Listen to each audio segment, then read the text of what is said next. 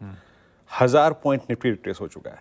लेकिन कल जब हम करीब करीब डे लो पर थे आशीष, उस वक्त मैंने एक मार्केट पार्टिसिपेंट को, एक फंड मैनेजर को कॉल किया। तो मैंने कहा क्या कर रहे हैं जनाब आप? तो कहने यार शॉर्ट पे बैठे हैं, शॉर्ट पे पैसा बन रहा है। और मैंने कहा लॉन्ग? कह रहे लॉन्ग के मौके तलाश रहे हैं। तो हम सबके अंदर एक ना एक बुल छुपा है। 1000 पॉइंट की इस गिरावट के बाद उस बुल को ढूंढने के लिए, उस बुल को जगाने के लिए और उस बुल को थोड़ा सा याद करने के लिए 4 पंक्तियां लिखी हैं, उस पर गौर फरमाइएगा। आज करता हूं, गौर फरमाइए कि अभी तो देखिए, अभी मैं शॉर्ट था, है ना? अब मैं क्या कह रहा हूं और क्या सोच रहा हूं कि पढ़ता हूं मैं पाठ वही वो, पढ़ता हूं मैं पाठ वही जो मंदड़िए मुझे पढ़ाते हैं, मंदड़िए ही शटर उठाते हैं, अब मंदड़िए ही शटर गिराते हैं। फूफा मेरे साथ खड़े हैं, फूफा यानी FIS, फूफा मेरे साथ खड़े हैं, सच कहता हूं ठाठ बड़े हैं। पर कांटा तो मुझको भी चुभा है, कि पर कांटा तो मुझको भी चुभा है, मन में मेरे भी तो बुल ही छुपा है।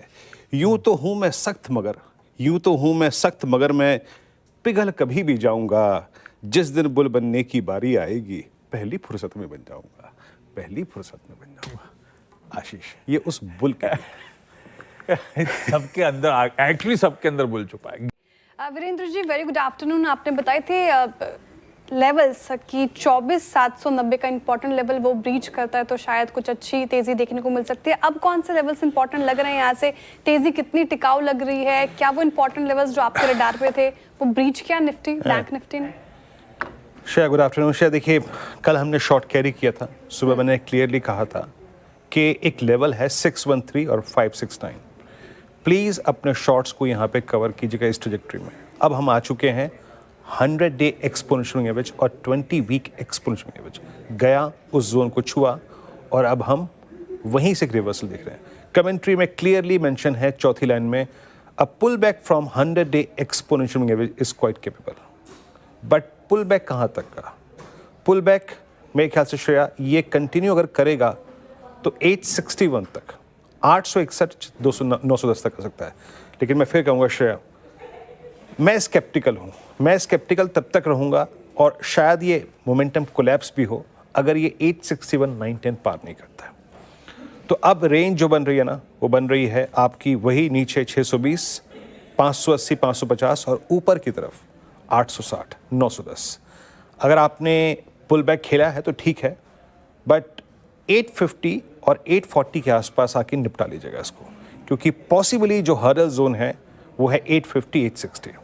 हाँ श्रेया, अगर 850, 860 का क्लस्टर निकलता है then a short covering swing is possible. So मैंने अपनी कमेंट्री में क्लियरली बोला था 100 डेमा प्लस एक्सपायरी वीक, ये एक काउंटर ट्रेंड प्रोड्यूस करने में क्वाइट कैपेबल।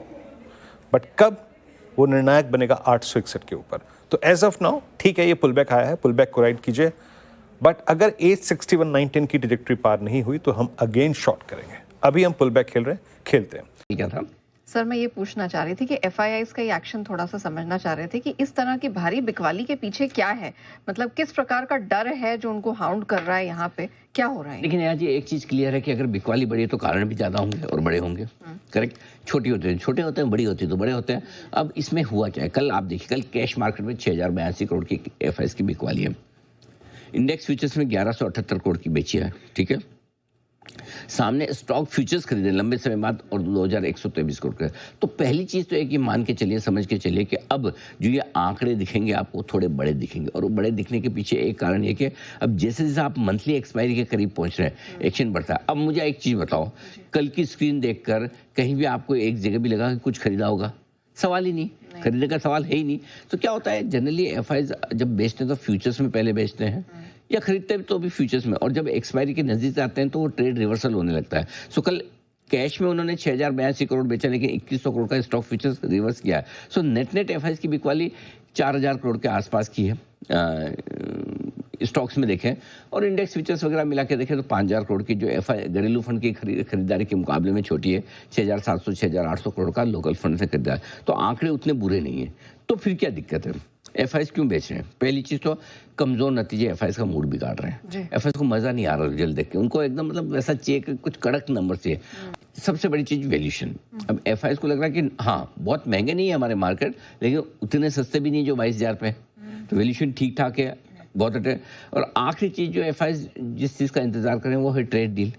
नो डाउट आज ट्रेड डील को लेकर उनको अमेरिका से सारा डर हट गया, लेकिन अगर इंडियन मार्केट की तो जब तक डील नहीं होती तब तक उनकी तलवार लटकी रहेगी। वो सोचेंगे यार एक बार खत्म हो मामला तो पता चले।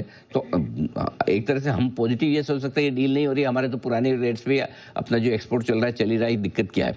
ट्रेड डील जब भी होगी कुछ तो नया टैरिफ लगना ही है, बराबर है, जितना लगे जो लगे बढ़ना ही है।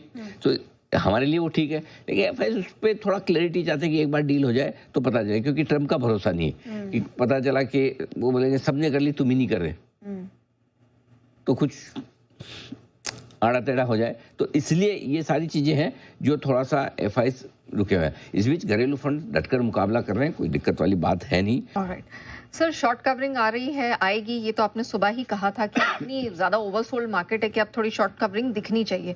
लेकिन अब सर सबसे बड़ा सवाल यही है कि कितनी और शॉर्ट कवरिंग यहाँ से होगी और ये जो रिकवरी है या कमबैक कह लें ये कितनी टिकाऊ है?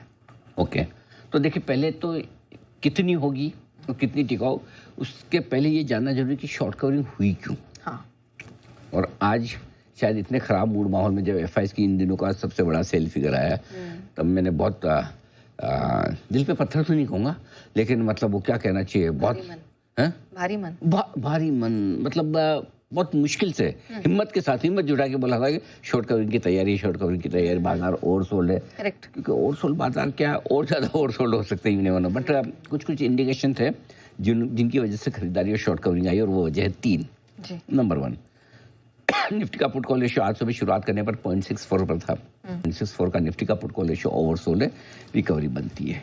एफआईज की इंडेक्स फ्यूचर्स पर लॉन्ग पोजीशन 14% पर है, 5 महीनों के निचले स्तर पर आ चुकी है। जाहिर सी बात है कि मंथली एक्सपायरी के पहले कहीं तो शॉर्ट काटने पड़ेंगे।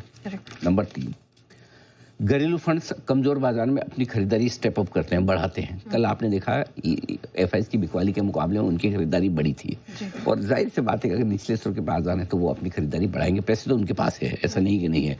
ज़्यादा से ज़्यादा क्या होता है, जब ऊपर के बाजार होते हैं, जब बाजार थोड़े हायर लेवल पे होते हैं तो लोकल फंड क्या करते हैं, तब वो ब्लॉक डील्स करना ज़्यादा पसंद करते हैं। और लोअर लेवल के पैनिक वाले बाजार होते हैं तो वो मार्केट से खरीदना पसंद करते हैं, क्योंकि पैनिक में ना मार्केट में सस्ता मिलता है और आसानी से मिल जाता है। तेजी के मार्केट में कोई बेचता नहीं, तब आपको ब्लॉक चाहिए।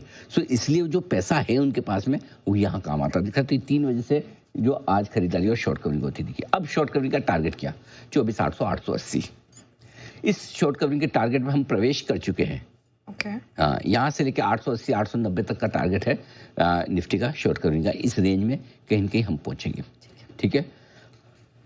यहाँ रुकना चाहिए, अगर बढ़िया हम इसको पार कर ले निकल जाए तो आई डोंट माइंड एक्चुअली, वो होगा 24,900 का लेवल। लेकिन असली मजा जो है ना बाजार में 25,000 के ऊपर फिर निकलने का होगा। माउंट एवरेस्ट को पार करने में देखो छोटी मोटी पहाड़ियाँ आप चढ़ जाएं कर जाएं तो ठीक है, थोड़ा सेल्फ सेटिस्फेक्शन, हाँ मेरी फिटनेस लेवल अभी ठीक है, मैं ये पहाड़ी चढ़ सकता हूँ, वो पहाड़ चढ़ सकता, लेकिन मजा कब आता है दुनिया को बताने में, मैं माउंट एवरेस्ट पार करके आया हूँ, चढ़ के आया हूँ, तो मेरा माउंट एवरेस्ट है 25,000। सो असली मजा 25,000 के ऊपर ही है। जब तक 25,000 के नीचे तब तक ठीक है यार, okay fine, no problem, good effort, keep it up, best वाला है ना ये है। अब आइए बैंक निफ्टी 56,425 56,575 ये रेंज है। 150 पॉइंट की शॉर्ट कवरिंग का टारगेट।